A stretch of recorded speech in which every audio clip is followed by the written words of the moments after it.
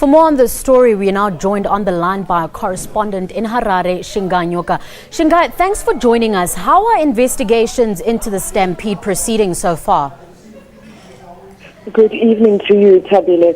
We spoke to the police a little earlier on, and it really appeared from their response about what happened last night that there will not be any investigations. They appear to be very clear that they are not to blame. They didn't fire tear gas into the crowd, and that essentially this was just, they just underestimated the number of people that would turn up for this particular crusade, as well as the fact that they say that it wasn't the right kind of stadium because it's closed off.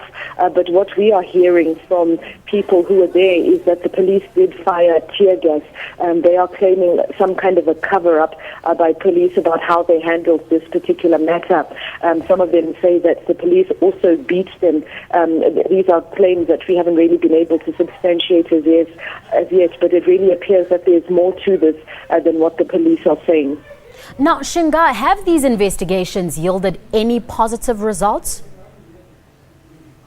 At this stage, it seems that people are still very emotional. The so-called Prophet Magaya was visited the families of the people that were affected by this, the families of the dead as well as the injured. But clearly, it sends a message to police officers about how in future they will deal with these huge capacity crowds. It's not the first large crowd that has attended crusades.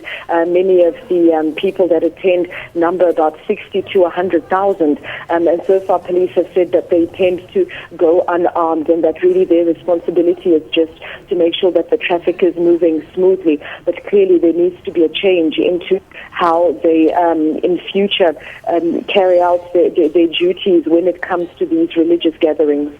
Now, speaking of how the police handle things, there seems to be a blame game between the police and congregants, each blaming the other for causing the stampede. Now, from your perspective on the ground, who is at fault here?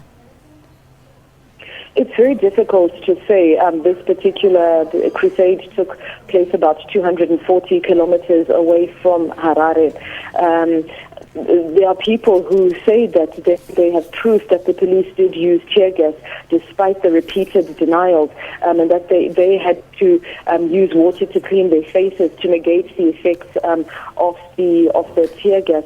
Zimbabwe police have often been accused of being overzealous, but really at this stage it's unclear who exactly is to blame, whether the crusade organizers could have organized a bigger venue, or whether there should be more police on the ground. At this stage, it's difficult to say.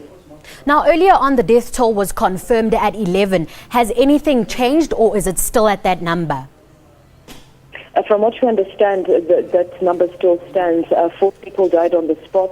7 people were injured on the way to, or died on the way to the hospital. We understand that of the hundreds of people that were injured, most of them were discharged from the hospital, and currently about 20 to 27 people are still hospitalized, many of them with injuries that are not life-threatening. So really at this stage, we don't expect the death toll to go up. Thank you so much for your time, Shingai.